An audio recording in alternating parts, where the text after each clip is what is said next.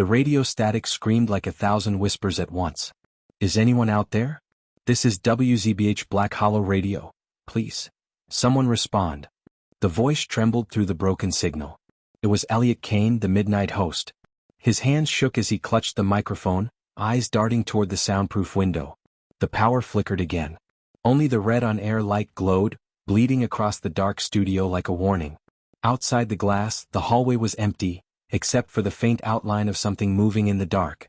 It wasn't human. It twisted, tall and shadowy, with flickers of static crawling across its shape, like it had been pulled out of the radio waves themselves. "Please, if anyone can hear me," Elliot whispered, voice cracking, "this is the last broadcast from Black Hollow. It's inside the station." The door creaked. A cold wind pushed through, carrying the faint hum of radio noise, even though the speakers were off. The thing stepped closer, its face blank, its body humming with broken signals. The feed cut. The entire town of Black Hollow went silent. Beginning, the calm before. 3 days earlier, Elliot Kane was just another late-night DJ. Black Hollow Radio wasn't famous. It played old rock songs, local news, and ghost stories to the small mountain town that surrounded it. The station sat on the edge of the forest, an old wooden building with an antenna that sometimes hissed with static when it rained. Elliot had always joked that the tower was haunted. Everyone in town laughed. But that week, something strange started happening. Listeners called in saying they heard voices between songs. Not the usual background noise. Real voices. "I was listening to your show last night," said one caller, a man from the gas station. "Between the music, I heard a woman whisper my name." Another said, "Your radio told me to go outside. When I looked out the window, someone was standing in my yard." Elliot laughed it off on air. "Black Hollow's getting spooky early this year," he joked. But when the lights flickered in the studio and a voice whispered his own name, "Elliot," he stopped laughing. The investigation. The next evening he arrived early. The forest was thick with fog, and the road up to the station was almost invisible. The antenna's red light blinked faintly through the mist. Inside, everything looked normal. Except, the recording booth door was open. It was never open. He stepped inside, the air colder than outside. On the console, one of the reel tapes was already spinning, though the machine wasn't powered. He reached out to stop it, and heard his own voice. "This is WZBH Black Hollow Radio. Please. Someone respond." The exact words he hadn't said yet. His stomach turned cold. He yanked the tape free and tossed it aside. But when it hit the floor, the speakers across the room crackled to life. Static. Then whispers. Then laughter. Rising fear. By midnight, Elliot couldn't focus on his usual show. Every time he played a song, strange sounds crawled beneath the music. Distant breathing, soft knocks, even footsteps.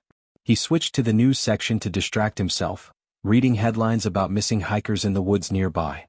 As he spoke, his mic light flickered, and a second voice echoed his words, delayed, distorted, and whispering from the speakers. "The missing hikers have not been found. Have not been found, have not been found." He slammed the switch to mute. But even with everything off, he could still hear it. The whisper came not from the speakers now, but from behind him. Extreme ending of Chapter 1, The First Manifestation. Elliot turned.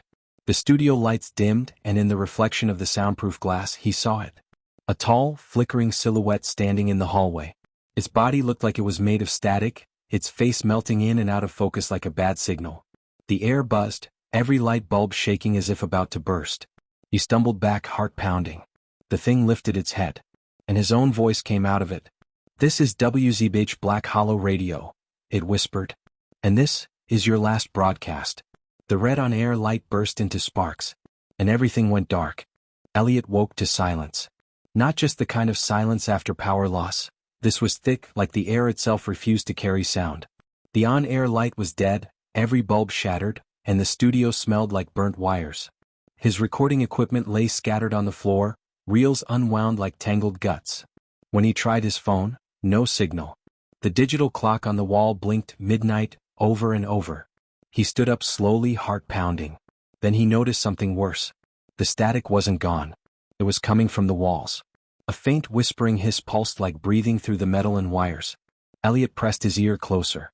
Between the crackles he could hear voices, distorted, layered, thousands of them whispering the same words over and over.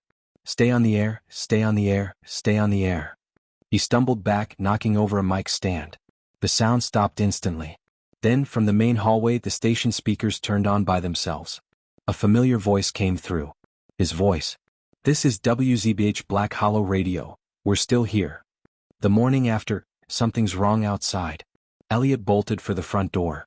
When he pulled it open, a cold fog rolled in so thick he couldn't see 5 feet ahead. The forest that surrounded the station was gone, swallowed in white mist that hummed faintly like electricity. He called out, "Hello? Anybody there?" No answer. Only the low buzz of static echoing through the fog. He stepped down the porch steps trying to find the dirt road that led to town. But the more he walked, the more he realized he wasn't going anywhere. The path just looped back to the station. After the third time circling back he froze. Through the fog the radio tower loomed, taller than before. Its red light blinked unevenly like a heartbeat. And beneath it he swore he saw shadows, figures standing perfectly still facing the building. Elliot whispered, "What the hell?" The figures turned their heads toward him. He ran back inside, slamming the door shut. The recording started again. Back in the studio the power suddenly flickered on. The mixing console lit up, meters jumping. The computer restarted on its own, opening his broadcasting software automatically. The screen read, "Live, on air, signal locked." He hadn't touched anything. He wasn't even connected to power. Then, one by one, his old recordings started playing through the speakers. His shows from months ago. But every time his past voice finished a sentence, another unknown voice answered. "Elliot, past, tonight we're taking requests from." Unknown voice, "We're taking souls from the air." Elliot, past, "Welcome to another night in Black Hollow." Unknown voice, "You never left." The sound warped. The laughter from before returned, low, broken, inhuman. Elliot unplugged everything. The monitors, the cables, even the main power cord. But the sound didn't stop. It kept echoing through the walls like the station itself had become one giant speaker. Then came the knock. The visitor at the door. 3 slow, heavy knocks on the glass window behind him. Elliot froze. He turned and there it was. The same figure he'd seen before, standing outside the recording booth. Tall, featureless, its body glitching like bad footage. It tilted its head as if listening to the silence. Elliot stumbled back, trying to reach the emergency exit. But the figure raised its hand. The speakers all around him exploded to life again, and this time the voice wasn't his. It was a chorus of voices. Men, women, children, all whispering, overlapping. "Finish the broadcast. We can't leave until you finish. Stay on the air." He screamed and smashed the main console with a chair. Sparks flew. The sound cut. For a few seconds there was peace. Then a faint crackle returned, this time from the mic on the floor. He looked down. The mic light turned red. On air. Extreme ending of Chapter 2. The loop begins. From the mic came his own trembling voice, live again. "This is WZBH Black Hollow Radio." He didn't say it, he couldn't even breathe. But the mic repeated it louder. "This is WZBH Black Hollow Radio." The soundboard switched on again by itself. The door behind him creaked open. And through the glass the shadow figure began walking in. The radio tower outside blinked faster, like it was sending out a warning signal to something unseen in the fog. Elliot grabbed the mic, shouting, "If anyone's listening, please, help me. Don't tune in. Don't." The rest was swallowed by static. The next morning the people of Black Hollow woke to the same radio signal. Every car stereo, every kitchen radio, every clock with a built-in tuner, all locked on one station. WZBH 96.6 FM. No one could change it. The air was filled with static and faint screaming. Between bursts of noise, Elliot's voice echoed.